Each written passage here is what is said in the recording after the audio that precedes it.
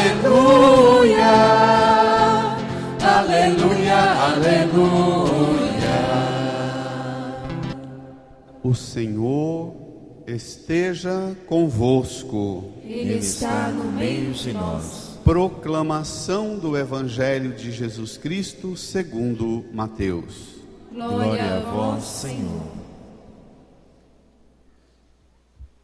Naquele tempo, disse Jesus a seus discípulos: Eu vos digo, se a vossa justiça não for maior que a justiça dos mestres da lei e dos fariseus, vós não entrareis no reino dos céus. Vós ouvistes o que foi dito aos antigos: não matarás. Quem matar será condenado pelo tribunal. Eu, porém, vos digo: todo aquele que se encoleriza com seu irmão será réu em juízo. Ouvistes o que foi dito: não cometerás adultério. Eu, porém, vos digo: todo aquele que olhar para uma mulher com o desejo de possuí-la, já cometeu adultério com ela no seu coração.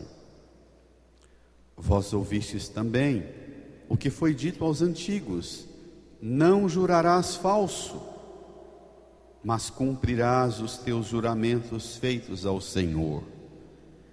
Eu, porém, vos digo: não jureis de modo algum.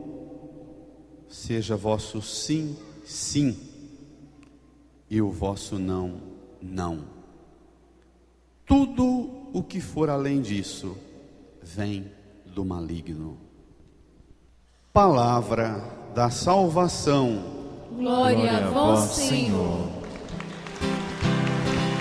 Aleluia, aleluia, aleluia, aleluia. Aleluia, aleluia, aleluia, aleluia. Sentados no silêncio, rezemos no íntimo do coração, pedindo ao Divino Espírito Santo que venha abrir nossa mente, nosso coração, nossa alma, para que essa palavra seja ouvida, compreendida e praticada. Rezemos. Tua palavra é lâmpada para os meus pés, Senhor. Lâmpada para os meus pés e luz, luz para o meu caminho. Lâmpada para os meus pés e luz, luz para o meu caminho. Irmãs e irmãos, nós estamos fazendo um caminho de aventura com Jesus. Há 3 domingos atrás, subimos com Jesus no Monte das Bem-aventuranças e ele sentou-se. Nós nos aproximamos dele com todas as multidões e ele começou a nos ensinar, não foi? Chamou-nos a viver as bem-aventuranças. Domingo passado ele mostrou para nós que as bem-aventuranças transformam a gente em sal que tempera e dá sabor ao mundo, luz que ilumina o mundo, não foi? Hoje, Jesus vai mexer profundamente com cada um e cada uma de nós, com o que acontece dentro de nós. É interessante isso. Ele fala das bem-aventuranças como porta que abre um horizonte infinito de felicidade no reino. Ele fala para a gente saborear o mundo, para a gente iluminar o mundo. Hoje nós continuamos na montanha com Jesus. O capítulo 5, 6 e 7, que nós estamos lendo, não estamos? Continua a leitura, não continua? Repita essa leitura do tanto que for possível. Tantas vezes e tantas quantas vezes for possível, repita a leitura do capítulo 5, 6 e 7. Até daqui 2 domingos ainda. Vamos lá. Tomem comigo o Evangelho número 9. Mateus, capítulo 5, versículo 20 até o 37, fazendo vários cortes. Por que é que tem esses pontinhos? Por que a igreja não põe o texto corrido? Por quê? Porque tem as sentenças, as 3 sentenças, e a aplicação delas, os comentários que Jesus faz acerca das sentenças. Como nós demos a tarefa para todo mundo ler e reler o capítulo 5, 6 e 7 nesses dias, vocês saberão e nós vamos explicar o que tem nesses intervalos aí, onde salta de um versículo para outro, que é um esclarecimento, que na verdade, a segunda leitura, o Salmo e a primeira leitura, já esclarecem o que é que está faltando nesse texto. Vamos lá? Naquele tempo, disse Jesus a seus discípulos. Disse Jesus isso aonde? Ele está sentado em cima da montanha e a gente está ao redor dele. Correto? Continua o sermão da montanha. Disse o quê? Todo mundo. Eu vos digo, se a vossa justiça não for maior que a justiça dos mestres da lei e dos fariseus, vós não entrareis no reino dos céus. Ele disse há 2 domingos atrás: bem-aventurados os que promovem a justiça, bem-aventurados os que são perseguidos por causa da justiça, porque deles é o reino dos céus. Então ele volta. Eu dizia há 2 domingos atrás que as bem-aventuranças são um tipo de introdução, que depois, ao longo do sermão da montanha, ele vai pegando cada uma das bem-aventuranças e vai explicando, como se pegasse os 10 mandamentos e ao longo do sermão da montanha fosse destrinchando e explicando cada um. Agora, Jesus está fazendo um exercício muito curioso, que é pegando cada uma das bem-aventuranças e comparando-as com os 10 mandamentos.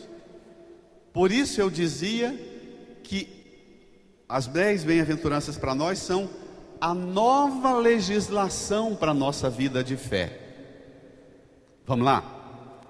Jesus diz assim: eu vos digo, se a vossa justiça não for maior que a dos mestres da lei e dos fariseus, vós não entrareis no reino dos céus.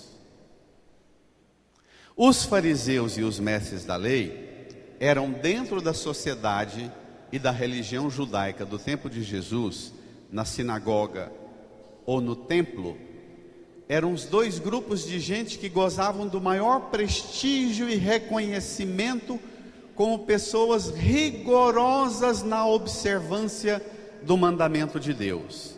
Primeiro, eles sabiam não só os 10 mandamentos de cor, eles sabiam 613 versículos e leis de cor do Antigo Testamento. Tudo quanto é regra, eles seguiam rigorosamente do jeito que as regras mandavam.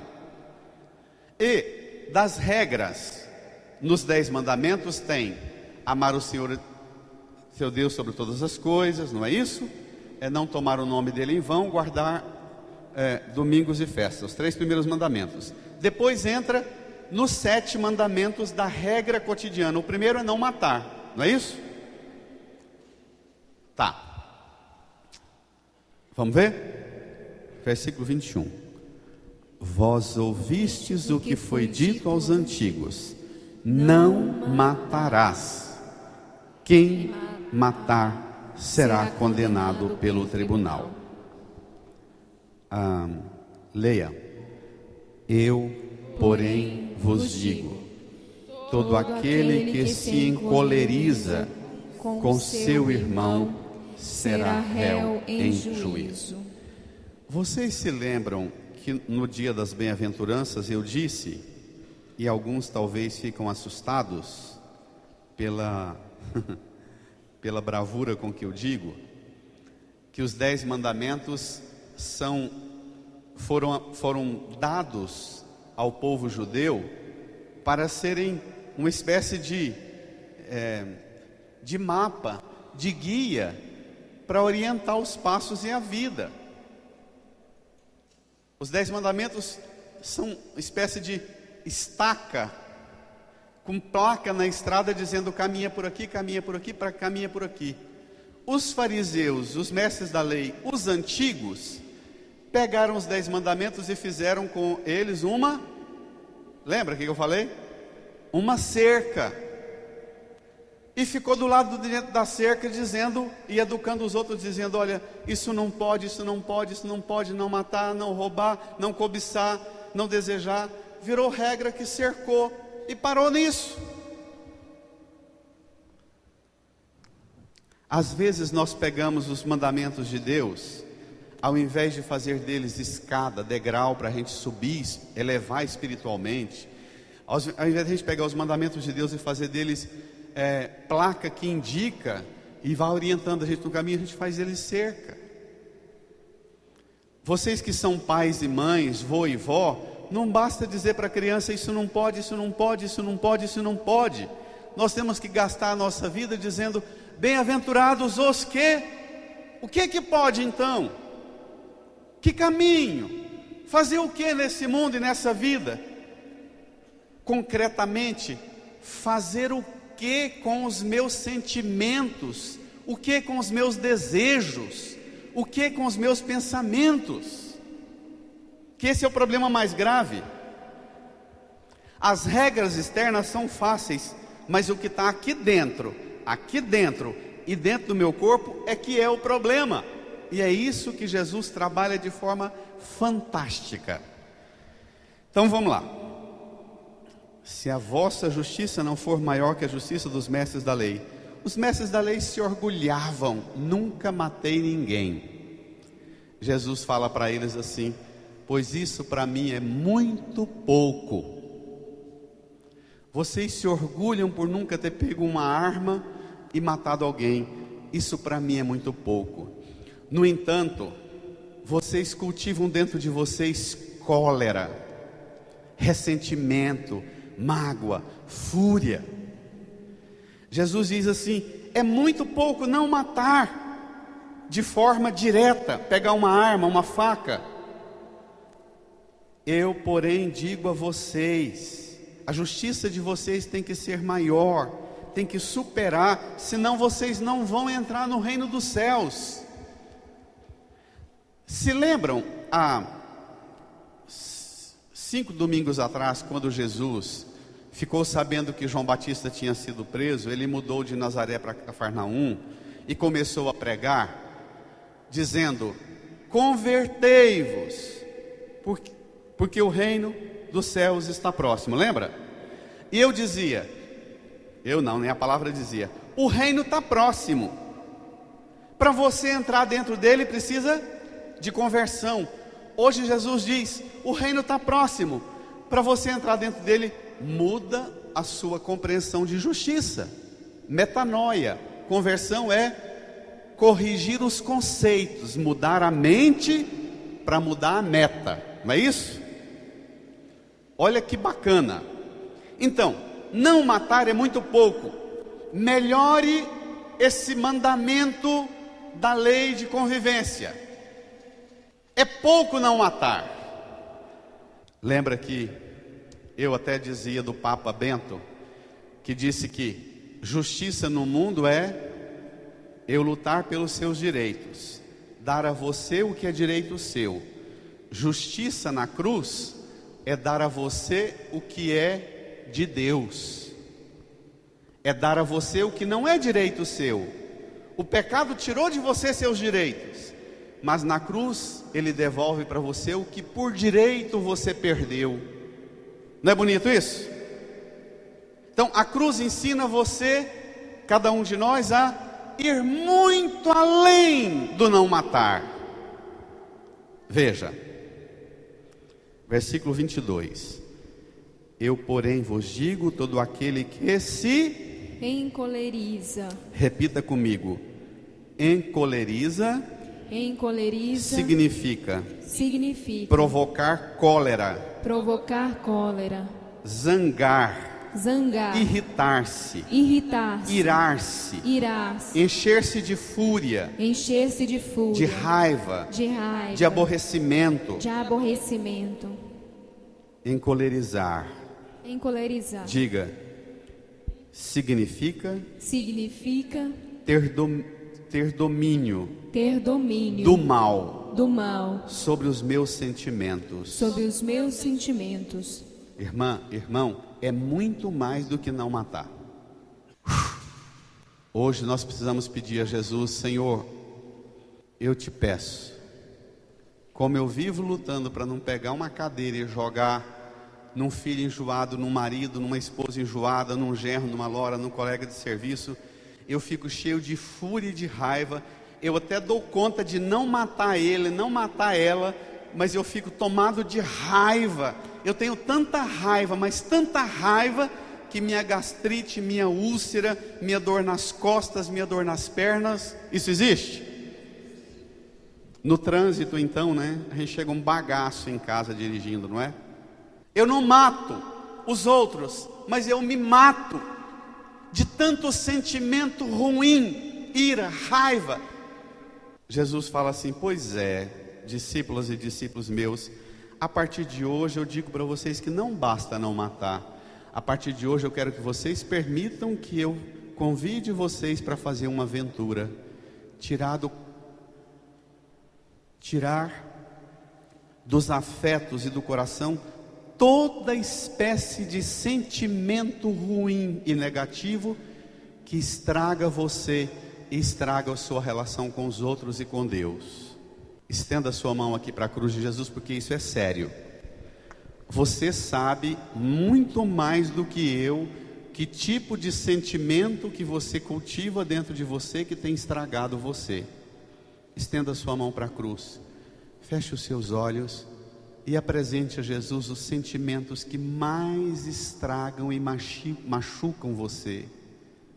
Os sentimentos de raiva, de fúria, de revolta, de mágoa, de ressentimento, de vingança, de ira, de cólera, de revolta. Diga comigo: Jesus, Jesus, na cruz, o Senhor mostrou que é possível não cultivar no coração, mesmo enfrentando os piores sofrimentos, os mais dolorosos maus tratos. Na cruz, o Senhor mostrou que é possível não deixar no coração nenhum sentimento ruim. Jesus, pelo seu sangue, eu te peço, lava meu coração de toda espécie de sentimento que tem me estragado, me adoecido, estragado minha relação com Deus e com o meu próximo. Põe a mão no seu coração, incline a sua cabeça, converse com Jesus, porque você sabe da hemorragia interna que você tem. Você sabe dos sentimentos que tem machucado e ferido você. Você não tem matado os outros com arma, mas esses sentimentos ruins estão matando você, estragando sua vida, seu coração. Amém. Irmã, irmão, o trem é muito mais forte, não é não? É muito mais profundo do que não matar, não é? Sabe que essa semana, cada vez que eu tomava esse texto e rezava, eu rezava muitas vezes o Pai Nosso, repetindo o Pai Nosso, dizendo: seja feita a vossa vontade na terra e no céu, livra-me do mal. Senhor, tira de mim esses sentimentos, porque são muitos. Nós vivemos numa sociedade que entope a gente de tudo quanto é tipo de sentimento ruim. Vejam uma coisa que eu li na sexta-feira. Preste atenção, que coisa pavorosa. Eu até mandei para muita gente hoje cedo na oração minha da manhã. Uma pesquisa mostra que no Brasil a ansiedade atinge 7 de cada 10 brasileiros. Para cada 100 pessoas que tem aqui na igreja, 70 têm ansiedade. E dos 70 que têm ansiedade, 40 têm ansiedade já num quadro patológico grave. E quais são as características da ansiedade? Olha que coisa impressionante, que tem muito a ver com isso que Jesus está falando. Impressionante. Os sintomas da ansiedade mais comuns: dor no peito, fadiga, tontura, dor de cabeça, dor nas costas, falta de ar, insônia, dor abdominal, inchaço, sentimentos que oscila de fúria e revolta e de insegurança e de instabilidade emocional. Eu acho que não são 10, 7 em cada 10, não. Eu acho que é 11 em cada 10, não é? Porque quando eu li isso, eu falei, meu Deus, eu estou nesses 4. Porque a gente vive num embate com a vida muito custoso. A gente se desgasta com tudo, com o som do barulho do vizinho. A gente se desgasta e se irrita com o trânsito. A gente se irrita com tudo.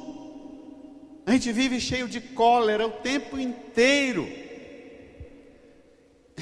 A maior luta para matar o mosquito da febre amarela, da dengue, da chikungunya, mas a gente é um mosquito que transmite cólera. Nós somos um mosquito cheio de cólera. E vamos na igreja e rezamos. E ficamos o tempo inteiro falando de Deus e rezando, mas aqui dentro a gente não deixa Jesus pôr a mão, derramar o sangue dele e dizer: a partir de agora eu vou fazer jejum tanto que precisar, eu vou rezar o tanto que precisar, eu não vou mais aceitar dentro de mim sentimentos que me matam, que matam a minha relação com Deus e matam a minha relação com o meu próximo. Amém? Pode bater palma.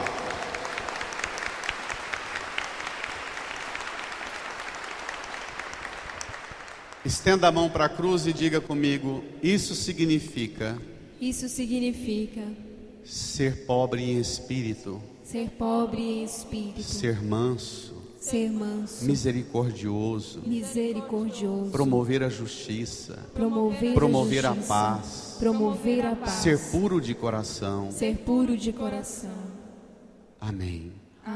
Está entendendo que nós estamos aprofundando as bem-aventuranças? É engraçado porque tem 28 anos que eu prego, e cada ano que eu vou pregando eu vou entendendo uma limpeza, uma limpidez assim na lógica da graça e do ensinamento da palavra, que eu fico pensando, esse ano, nesse caminho de pregação que eu estou fazendo com vocês, eu fico pensando, nunca tinha percebido isso, de tão forte que é a palavra. Isso não é coisa que eu sei e está guardado, não. Eu nunca tinha percebido a força completa e limpa da palavra. Mas Jesus vai mexer mais. Ele mexeu com o sentimento, agora ele vai mexer com outra coisa, também muito forte em nós. Pegue lá,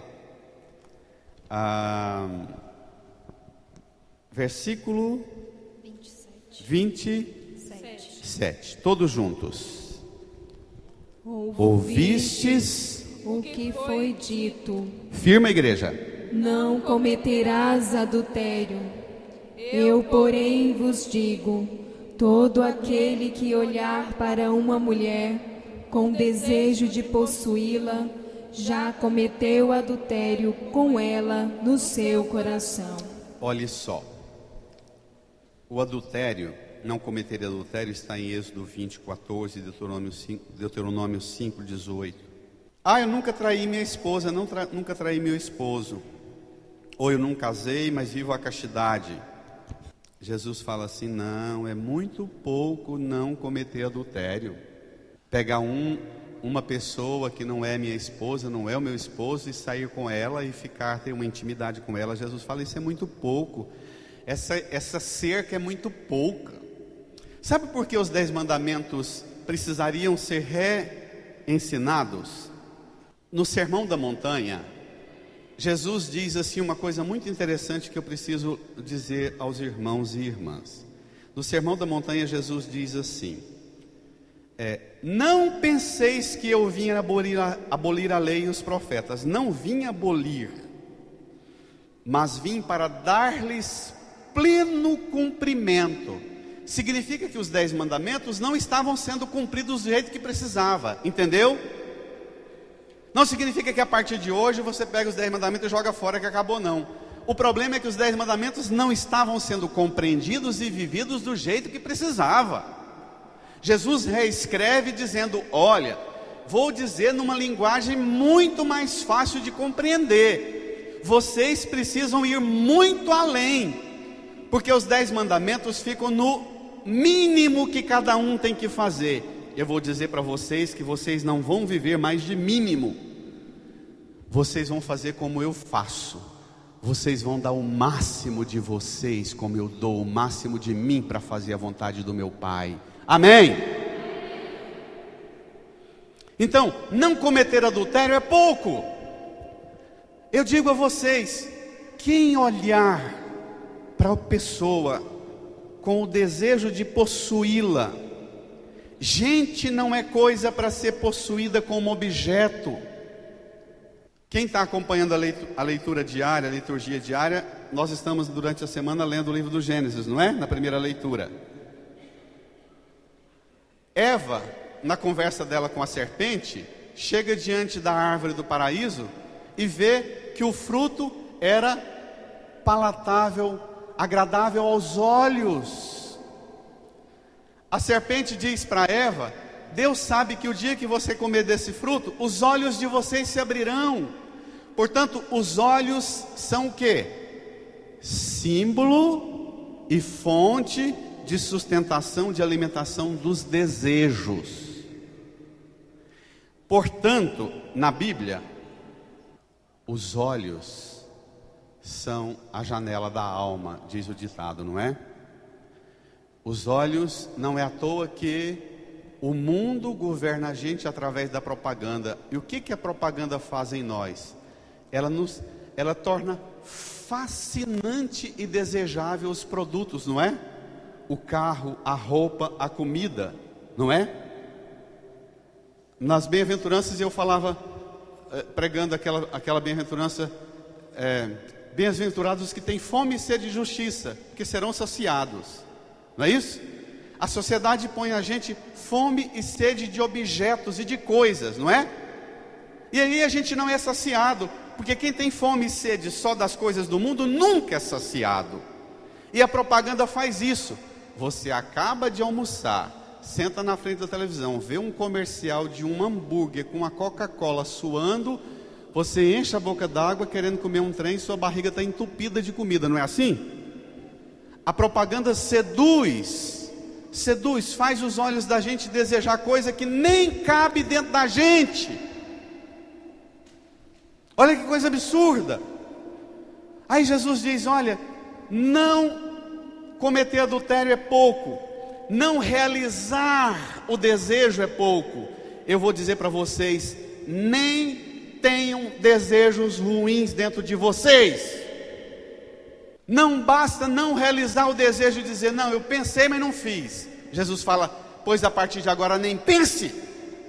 Não, eu desejei, mas não realizei. Jesus fala: a partir de agora nem deseje. Não cultive dentro de vocês isso. Todas as vezes na minha vida que eu atendi uma pessoa desequilibrada com algum vício, seja de jogo, de pornografia, bebida, cigarro, a pessoa diz: padre, faz uma oração para eu deixar esse vício. Eu falo: não vou fazer a oração para você deixar esse vício, não. A pessoa assusta, eu digo: eu vou ajudar você a escutar Deus para descobrir por que é que você tem esse vício? O que você tenta compensar e preencher através desse vício? É muito mais profundo. Fazer uma oração poderosa para você deixar o vício, esquece você do seu esforço, de compreender você, o que domina você, que faz você ser um paranoico, um obcecado em internet, em pornografia, em sexo, em jogo, em bebida, em comida. Não, você precisa ter um mergulho sobre você e entender por que é que você tem esses desejos tão dominadores sobre você. Aí você vai chegar lá e dizer: falta por Deus nessa dimensão da minha vida. Quando você resolve a relação com Deus, quantas pessoas já disseram para mim: padre, depois que eu fiz esse caminho de mergulhar profundamente, pedir o Espírito Santo na oração, no jejum, na escuta da palavra, eu encontrei a resposta sem saber que encontrei. Quando eu vi lá na frente, eu já tinha 2 anos que eu tinha deixado o vício, que a gente nem percebe, porque preenche o buraco. Os desejos escravizam a gente porque eles fazem a gente perder a noção. Não é isso? O vício. Os desejos fazem a gente perder a noção. Depois que a gente faz, a gente pensa: nossa, mas não tem cabimento. Eu li um psicólogo e um psiquiatra escreveu um artigo muito interessante sobre por que é que o povo lá no Espírito Santo, com a greve da polícia, fez o saque. E eles contam uma história muito interessante de um senhor que, na hora do saque, pegou o carro dele, encheu de mercadoria e levou para casa. Quando pôs dentro de casa, ele pensou: mas eu não vou ter coragem de conviver na minha casa com essas mercadorias roubadas. Isso aqui não combina com a minha fé, não combina com o que meu pai e minha mãe ensinou. Ele pegou as mercadorias, foi lá na delegacia devolver. Aí, o psiquiatra e o psicólogo escrevem o artigo dizendo que tipo de desejo é esse que domina a gente a tirar proveito de uma coisa apetitosa, palatável, que eu vou levar para mim, sem nem precisar e sem nem ter coragem de usá-la. A sociedade faz assim com a gente. Você tem que aproveitar, você tem que aproveitar, você tem que tirar vantagem. E Jesus fala: não cometer adultério é pouco. Você não vai nem ficar olhando e cultivando no seu coração aquilo que faz mal a você. Aquilo que faz você olhar para os outros como objeto do seu prazer, aquilo que faz você olhar para o seu corpo e sentir o seu corpo como objeto para os outros usarem. Você é templo do Espírito Santo. O corpo do outro é templo do Espírito Santo. Você não deseja assim como objeto. Você não se apropria assim. Então, irmã, irmão, Jesus disse: se o teu olho te leva a pecar, arranca-o. Se tua mão te leva a pecar, corta. Não seja escravo dos desejos. Estenda sua mão para a cruz de Jesus e diga: Senhor Jesus, Senhor Jesus, por seu sangue derramado na cruz, por seu sangue derramado na cruz, por seu divino Espírito Santo, por seu divino Espírito Santo, eu te peço agora, olhando para a sua cruz, feche os seus olhos e diga: Jesus, feche os meus olhos para os desejos que me dominam, me escravizam, que não me deixam reconhecer a mim e os outros como templo do Espírito Santo. Põe a mão no seu coração, feche os seus olhos e fale com Jesus. Quais são os desejos que mais têm escravizado você? O desejo de possuir as coisas, os desejos da carne, os desejos dos bens do mundo, os desejos dos prazeres do mundo. Fale para Jesus arrancar de você esses desejos que escravizam você, que faz você usar você e usar os outros, que faz você deixar você ser escravo dos bens deste mundo. Diga comigo: Jesus.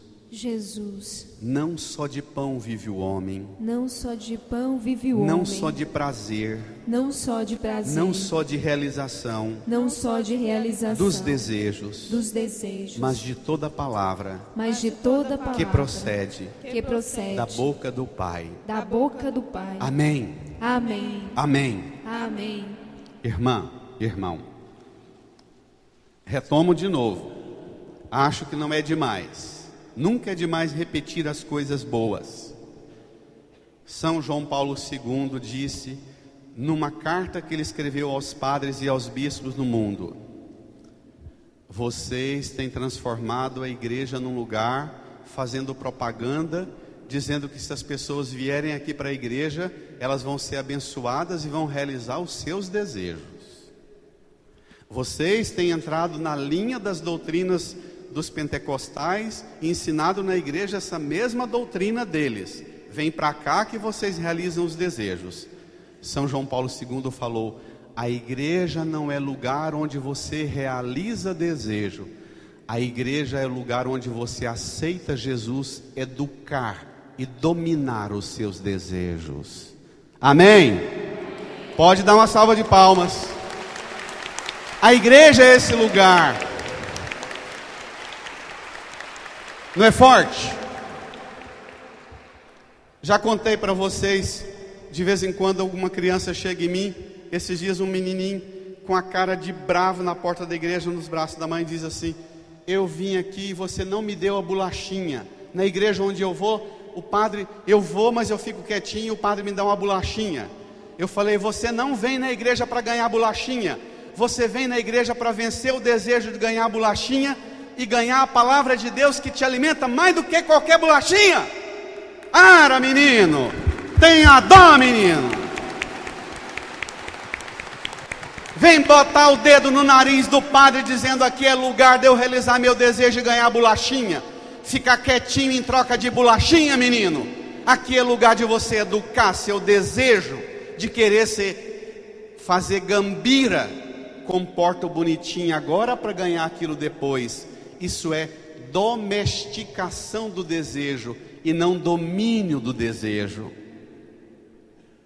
Isso é corrupção.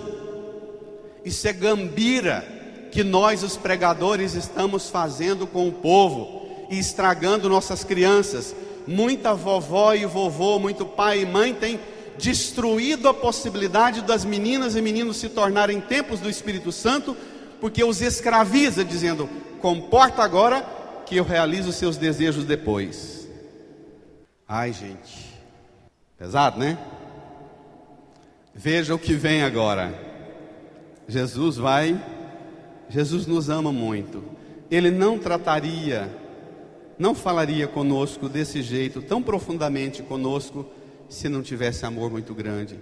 É só porque Ele conhece demais cada uma e cada um de nós que Ele toca nesses assuntos. Amém?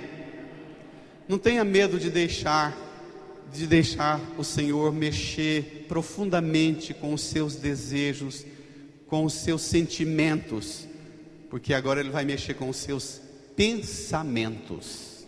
Vamos ver? Olha só. Ai, Espírito Santo, nos ajude. Versículo 33, todos juntos, bem bonito.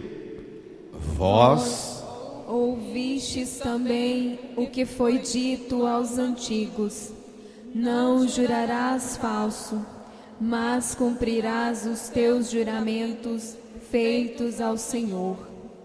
Eu, porém, vos digo: não jureis de modo algum. Seja o vosso sim, sim, e vosso não, não. Tudo que for além disso vem do maligno. Você pega lá a Bíblia, o mandamento diz: não jurarás falso. Jesus fala: gente, mas isso é muito pouco. Você dizer: eu não cometi adultério, eu não matei, eu não jurei falso. Jesus fala: isso é pouco. Você precisa viver uma aventura de ser livre e voar muito mais alto do que a regra manda. Não jureis falso, Jesus fala: não jureis de modo algum. No texto que vocês já leram e vão continuar lendo, no Sermão da Montanha, Jesus fala: não jureis de modo algum, em hipótese alguma, nem pelo céu, nem pelo trono de Deus, nem pela terra, nem por Jerusalém, nem pela sua cabeça. Não jure de jeito nenhum. São Tiago diz assim, no capítulo 5, versículo 12, São Tiago diz: assim não caireis no golpe do juramento. O golpe do juramento é: você jura por Deus? Juro. Você jura pelo céu? Juro. Por minha mãe? Juro. Tem um ditado lá da região da terra de Jesus que fala assim: seja o teu falar tão verdadeiro que não preciseis recorrer a juramento nenhum. Antigamente, dizia para nós assim os velhos: um homem, uma mulher tem que ter palavra, não é? Hoje nós não acreditamos mais na força da palavra. O juramento, ele é fruto da insegurança que eu tenho com os meus argumentos e as minhas convicções. Gente que fica toda hora falando: eu juro por Deus, juro pela minha mãe, juro pelo sol, juro. Ela não é corajosa em comprometer o que ela tem de bom. Ela é uma fraca com as convicções dela. Primeiro, a pessoa que fica jurando, ela é fraca com as convicções dela, com a palavra dela, e ela é fraca com a convicção que ela é capaz de gerar no coração e na mente dos outros. Ela sabe que o testemunho dela não convence ninguém. Por isso ela precisa toda hora dizer: eu juro por Deus, juro pela minha mãe, eu juro. Jesus fala: não é para jurar falso, não é para jurar de jeito nenhum. Não é para jurar nem pelo céu, nem pelo trono de Deus, nem pela terra, nem por Jerusalém, nem falso, nem verdadeiro. Não jure. Tenha razão, tenha pensamento, tenha convicções, tenha palavra, tenha boca segura. São Paulo diz: é preciso ser capaz de dar as razões da fé. Você precisa ser capaz de dar razão da sua fé. Você ama a mamãe? Amo. Você jura? Juro. Tem mãe que faz isso com o filho e repete isso dia e noite. Você jura? Juro. Está gerando insegurança na criança, imaturidade na criança. Sabe que uma das características mais fortes... Que ano você nasceu, João Marcos? 90 aí? E você? 2000. 99. Sabe que uma das características que os psicólogos estudam comportamento humano falam da geração que nasceu nos anos 90, sabe qual é a principal característica? É a meninada que recebeu tudo do pai e da mãe, que podia tudo. E é uma geração genuinamente insegura emocionalmente, nas convicções, nos sentimentos. Nós viramos, eu tenho falado isso pesado para nós homens particularmente temos sido muito fracos nas nossas convicções, até porque a gente nem tem. Eu não passo uma semana sem atender uma mulher, uma esposa, uma jovem, uma namorada, dizendo: padre, meu marido, meu namorado, meu noivo é imaturo demais. Uma das características mais fortes em nós homens, segundo o que as mulheres pensam sobre nós homens, elas acham a gente imaturo, quer dizer, gente de convicção fraca. É verdade isso, mulheres? É? As mães pegam os filhos, uns marmanjos, que com 9 anos, 19, 29, 39, tem o mesmo comportamento. O menino não cresce, casa é inseguro, fica pai, continua inseguro, vai para o emprego, continua inseguro. Jesus diz: não, melhore suas convicções, rapaz, ponha tipo homem, seja a sua razão, seu pensamento, sua convicção, sua palavra.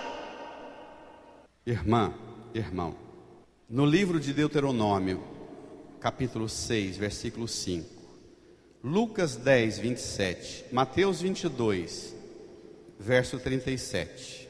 Diz assim: que o maior mandamento é amar a Deus de todo o coração, de toda a alma, de todo o pensamento. Amar a Deus de todo o coração, Lucas, de toda a alma, de toda a força, de todo o pensamento.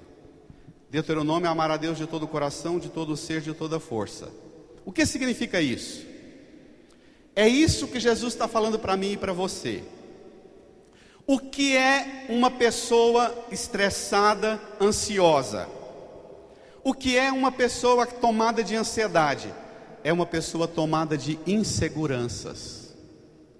A ansiedade, ela é fruto da insegurança que a gente tem,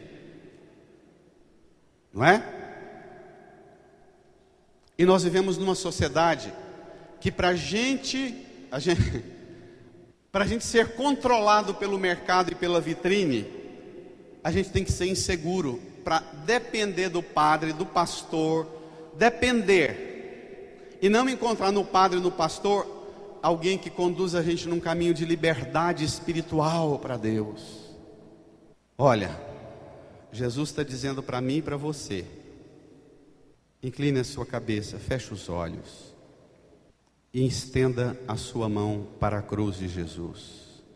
Diga comigo: Jesus, Jesus, o Senhor me conhece. o Senhor me conhece. Mais que tudo, o Senhor conhece a minha mente, o Senhor conhece a minha os meus mente, pensamentos, os meus pensamentos, as minhas convicções, as minhas convicções, as palavras que saem de minha boca, as palavras que saem de minha os boca, pensamentos que eu nunca digo a ninguém. os pensamentos que eu nunca digo a ninguém. O Senhor conhece tudo. O Senhor conhece tudo. E eu te peço, E eu te peço, por seu sangue por seu sangue derramado na cruz, derramado na cruz, pela coroa de espinhos pela coroa de espinhos em sua cabeça, em sua cabeça, eu te peço, dê-me a graça dê-me a graça de ser curado de ser de curada toda fraqueza de toda fraqueza nas minhas convicções, nas minhas convicções, de toda fraqueza de toda fraqueza na minha razão, na minha razão, na minha palavra, na minha palavra, pelos espinhos pelos espinhos da coroa de espinhos do Senhor, da coroa de espinhos eu te do peço. Senhor. Eu te peço, dê-me, Senhor, dê-me, Senhor, firmeza firmeza nas minhas convicções. nas minhas convicções. Jesus, Jesus, eu te suplico, eu te suplico que seja o meu sim, que seja o meu sim, sim, sim, e o meu não, e o meu não, não. não. Tira de mim Tira de mim a fraqueza, a fraqueza, tira de mim tira de mim a debilidade, a debilidade, a imaturidade a imaturidade nas convicções. nas convicções. Põe a mão no seu coração e converse com Jesus. Ele sabe, e você sabe também, em que você precisa melhorar no seu pensamento, na sua razão, nos seus argumentos. O Senhor sabe e Ele te ajuda. Peça a Ele a ajuda que você necessita. Amém. Irmã, irmão, que significa Jesus dizer: seja o seu sim, sim, e o seu não, não? Quem de nós aqui, quando a gente fala da vida alheia fica mais fácil, porque fica mais difícil falar da gente mesmo. Mas quem de nós aqui já não assistiu e não assiste todo domingo, quando a gente reúne em família para conviver com os amigos ou com a família, uma criança chega no pai e na mãe e fala: pai, eu posso tal coisa? Mãe, eu posso tal coisa? Não, não pode não. Não, mãe, deixa. Não, pai, deixa. Não, não pode. Não, pai, deixa. Não, mãe, deixa. Não, não pode. Não, pai, deixa. Não, mãe, deixa. Não, não pode. Aí, lá pela Santa Perto, não, vai, para de me enjoar. Isso existe? Jesus está dizendo que isso não pode acontecer de jeito nenhum. Antes de falar para um menino, para a menina que não pode, pense qual é a capacidade que você tem de segurar sua convicção. Porque sua resposta que não pode e depois que pode, estraga ele e torna-o um inseguro para o resto da vida. Está entendendo, pai e mãe? Está entendendo, pai e mãe? Vovó, vovô, está entendendo? Sim é sim, não é não. Porque essa oscilação estraga e debilita a criança para o resto da vida. Ela vai ser uma mulher, vai ser um homem imaturo, fraco para o resto da vida. Isso existe? Agora, eu vou dizer, talvez a sentença, talvez a sentença mais delicada em ser dita agora, que eu vou dizer aos irmãos e irmãs. Irmão, irmã, tudo o que for além disso vem do maligno. Se o seu sim é sim, agora e depois é não. Se o seu não é não, agora e depois é sim, vem do maligno. Presta atenção no que Jesus está falando. Vem do capeta, vem do inferno, vem do diabo. Entendido? Não se esqueça de Satanás em cima da montanha, lá no deserto, tentando Jesus. Se és filho de Deus, transforma a pedra em pão, joga-te dali para cá, adora-me que eu te dou os reinos, lembra? E Jesus, o sim de Jesus é sim até chegar isso aqui, ó. Olhe para a cruz. A coroa de espinhos é para tirar da cabeça de Jesus as convicções dele. A lança que foi traspassada no lado de Jesus é para tirar do coração de Jesus o sentimento de amor dele pelo Pai. As feridas pregadas no corpo dele, nos pés, na mão, em todo o ombro no corpo dele, é para tirar dele o desejo de fazer somente a vontade do Pai. Presta atenção, ele está falando dele, ele está mostrando para você ele na cruz. Na cruz ele viveu e se submeteu ao extremo do poder de ameaça dos sentimentos, dos pensamentos e dos desejos do corpo. Não foi? E na cruz ele mostrou para mim e para você que se houver um pensamento absoluto à vontade do Pai, um desejo absoluto, fazer o que Deus quer, se houver isso, a gente enfrenta o que enfrentar e a gente não desiste. O que falta em nós é pedir: Jesus, põe em mim, na minha mente, as suas convicções, no meu coração os seus sentimentos, põe no meu corpo, nos meus olhos e no meu corpo os seus desejos, que eu vou ser um bem-aventurado do Pai. Incline a sua cabeça, põe a mão no seu coração e reze, ore, peça ao Divino Espírito Santo aquilo que Jesus realizou na cruz e enfrentou na cruz. Peça ao Espírito Santo para converter você segundo a mente, o coração, o corpo de Jesus. Fale com o Divino Espírito. Olhe para a cruz. Às vezes, eu atendendo as pessoas, já falei isso para os irmãos, eu também, a sensação que eu tenho é que a gente parece um porco no açougue. Cada pedaço da gente está de pendurado num gancho. A cabeça de pendurado num gancho, o coração de pendurado no outro, não é? A mente da gente puxa a gente para um lado, o coração puxa a gente para o outro, os desejos puxam a gente para outro caminho. A gente é completamente picado e dividido, fragmentado. Isso existe? Então fique de pé.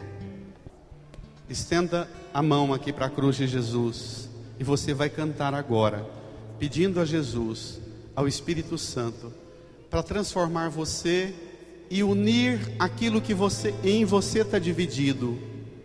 Os pensamentos, os desejos, os sentimentos, as palavras, os gestos, as atitudes. Deixa o folheto no banco, estenda as mãos aqui para a cruz de Jesus e peça para Ele curar você de tudo que divide você, tudo que pica você aos pedaços. Canta. Espírito, Canta.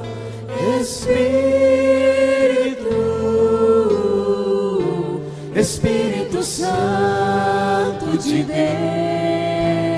Vamos cantar, igreja?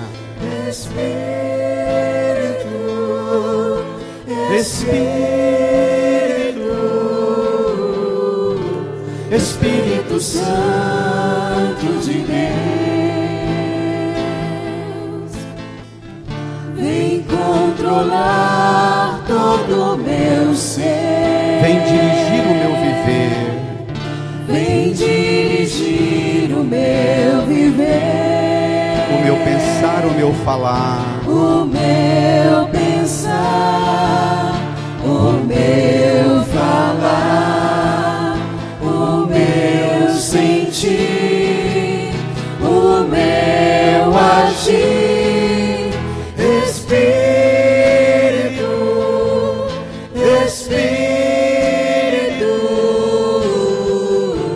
Espírito Santo de Deus. Quero ouvir a igreja. Canta, Espírito. Canta.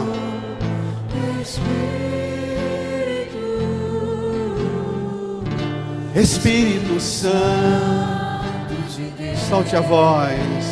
Vem transformar. vem transformar todo. Canta, igreja. Vem dirigir o meu viver.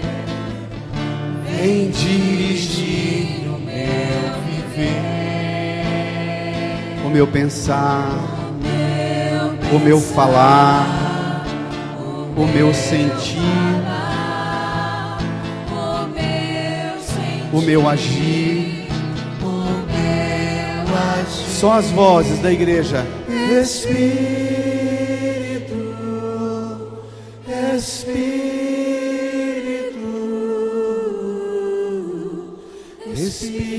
Santo de Deus.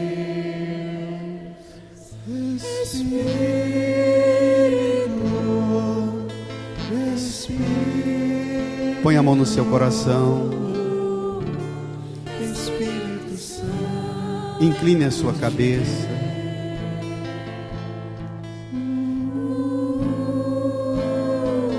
Diga a Jesus: Senhor, eu creio firmemente Senhor, eu creio firmemente que pelo poder da sua palavra, que pelo poder da sua palavra, a partir de hoje, a partir de hoje, eu vou ter domínio eu vou ter domínio sobre os meus desejos, sobre os meus desejos, sobre os meus sentimentos, sobre os meus sentimentos, sobre os meus pensamentos. sobre os meus pensamentos. A partir de hoje, A partir de hoje, pelo seu sangue, pelo seu sangue, por sua coroa de espinhos, por sua coroa de por espinhos, suas feridas, por suas feridas, a partir de hoje, a partir de hoje, pela força do Espírito Santo, pela força do Espírito Santo, toda fraqueza, toda fraqueza, toda divisão em mim toda divisão em mim será superada, será superada, porque para Deus porque para Deus nada é impossível. é impossível. Obrigado, Jesus. Obrigado, Jesus. Eu te louvo, Eu te louvo. eu te agradeço, Eu te agradeço. porque a partir de hoje Porque a partir de eu hoje, vou viver eu vou viver muito mais livre